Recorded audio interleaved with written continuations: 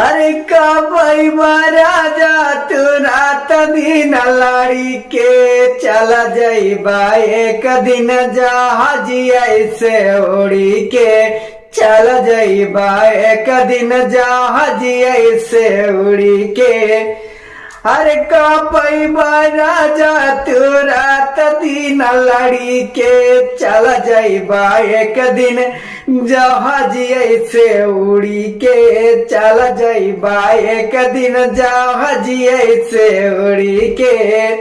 होत लड़ाई बारात दिन घर आवा और 3 जून सुबह शाम और दोपहर आवा। अरे जब तू रावा सवतिया सती के मर जाबई राजा टरेनिया से कटी के मर जाबई राजा टरेनिया से कटी के। अरे का पैबा राजा तू रात दिन लड़ी के चल जाइबा एक दिन जहाज ऐसे उड़ी के चल जाइबा एक दिन जहाज ऐसे उड़ी के।